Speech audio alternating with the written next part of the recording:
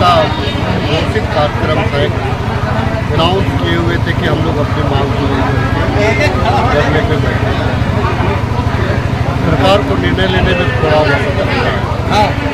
चलो इनके अनशन से बैठने से या किसी के भी अनशन से बैठने से इस विभाग की बहुत उनको नुकसान उठाना पड़ता है। आज जो शिक्षक संघ के लोग क्योंकि राज्य को गढ़ने वाले लोग, राज्य के का भविष्य जो इनके रहमो करम पे छुपा हुआ है, बच्चों का भविष्य, बच्चे राज्य के भविष्य हैं। सरकार को जो लोक कल्याणकारी सरकार होती है उन मांगों को ध्यान देना होता है जो जेन्युइन हो। ये मांग जो है इनका एमएसपी के अलावा जो 3 मांग है, तमाम मांगों पर सरकार वार्ता कर रही है और माननीय मुख्यमंत्री जी ने भी आश्वासन दिया है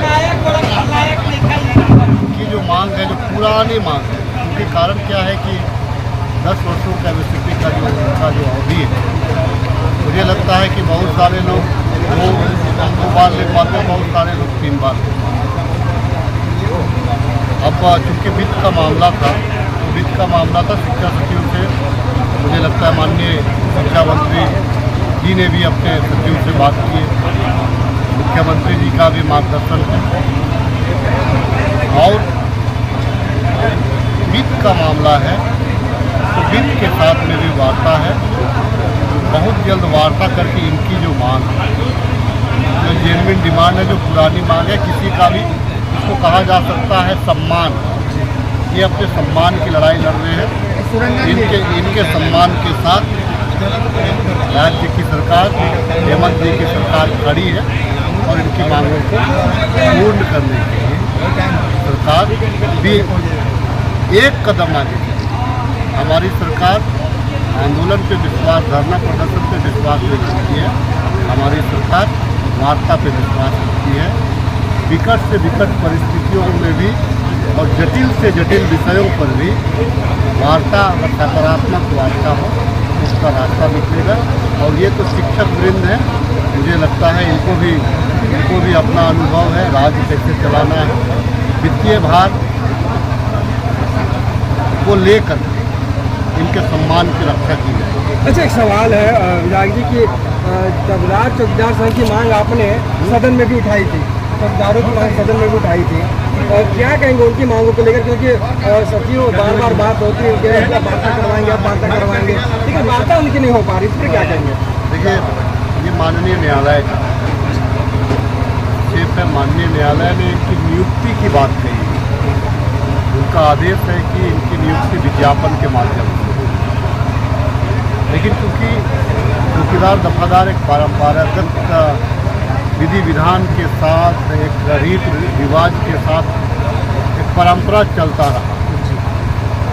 सरकार भी हो या कोई भी विभाग हो या कोई भी परिवार हो, समाज हो, परंपराओं पे चलता है। सरकार परंपराओं पे विश्वास कर रही है। दफादार चौकीदार के मामले में माननीय न्यायालय के पास में जिन अधिकारियों को पक्ष रखना वे नहीं रख पाए, लेकिन सरकार को माननीय न्यायालय चलाए तो भी ठीक नहीं। सरकार को स्वयं चलना चाहिए, स्वयं सरकार अपने लोगों को चलाना। सरकार हम लोग चला रहे हैं, दफादार चौकीदार के बारे में भी निर्णय हम लोग सरकार के स्तर पर लेंगे। परंपरागत जो चीज़ है उसको हम लोग बताएंगे। अच्छा, एक सवाल है आखिर कि यहाँ पे धरना का मतलब भिन्न लोग धरना पे बैठे हुए थे, चाहे सचिवालय संघ हो या फिर ITI के ट्रेनर हो या फिर ICT का ट्रेनर हो, दिव्यांग लोग हो, इन सभी को लेकर। देखिए, झारखंड प्रदेश को एक्सपेरिमेंट का एक स्थान बना दिया। हमारी सरकार 5 वर्षों में बहुत सारे चीज़ों को करने का प्रयास है। इससे पहले जो सरकार थी, चाहे वो बाबूलाल जी की सरकार हो, चाहे वो आपको अर्जुन मुंडा की सरकार हो, चाहे वो आपको रघुवर दास की सरकार हो, आश्वासन उन लोगों ने बहुत दिया, कॉन्ट्रैक्ट बेस्ड उन लोगों ने बहुत किया, सरदर्द हमारा बना दिया, जंजाल उन लोगों ने खड़ा किया, उसको हम आज व्यवस्थित करें। आज इनका भी जो मांग है, हमारी सरकार मात्र 2 साल चल रही है, 3 साल अगर देखा जाए उसमें भी 3 सुखाड़ है, 3 सुखाड़ है, 2 साल कोरोना काल है। फिर भी हमारी सरकार ने, क्योंकि लोग हमारे हैं, हमारी ये पूंजी है, इसीलिए हम इनके बारे में सोच रहे हैं और इनकी मांगों पे तो कोई जायज़ है इनकी। मैं स्वयं कह रहा हूँ कि इनकी मांगे नाजायज़ नहीं, इनका हक। इतने आंदोलन हो रहे हैं, मुझे लगता है अगर सरकार चाह ले तो मुझे कोई आंदोलन नहीं, और हमारी सरकार आने वाले दिनों में तो परिस्थितियाँ खड़ा करेगी कि कोई आंदोलन नहीं। सकारात्मक पहल कहेंगे, सरकार की ओर से इनिशिएटिव लिया गया है। माननीय मंत्री जी और मुख्यमंत्री जी का भी अनुमोदन प्राप्त था। पहले भी हम लोग मिले थे, ये चर्चा आपके चैनल के माध्यम से लोगों ने किया था। और आज माननीय विधायक जी आए थे हम लोगों के बीच। उन्होंने जो है के पास एक लाल रंग के ट्रेन का चश्मा हो तो यहाँ पर हमें मंत्री जी ने भेजा है और मंत्री जी चाहते हैं कि आप लोगों का पूरा सहयोग मिलेगा और आपको जो है जो मांगे हैं आपकी वो पूरा की जाएगी। और इसी बीच में जो है संयुक्त सचिव आए हुए थे विभाग के, उन्होंने भी जो है चिट्ठी पत्र निकाल के हम लोगों को दिया।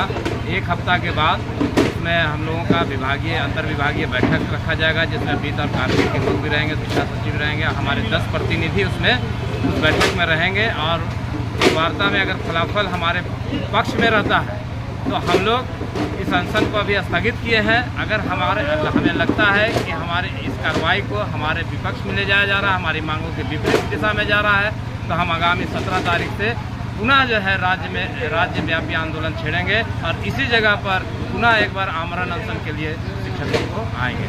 क्या आश्वासन उनकी तरफ से मिला है, कब तक बैठक हो पाएगा? एक सप्ताह का उन्होंने समय दिया है। जो पत्र मिला है जॉइंट सेक्रेटरी का हम लोगों को, उसमें विभागीय सचिव का भी अनुमोदन प्राप्त है। उसमें एक हफ्ता का समय दिया गया है इस पूरे कार्रवाई के लिए, बैठक करने के लिए, अंतर विभागीय बैठक के लिए।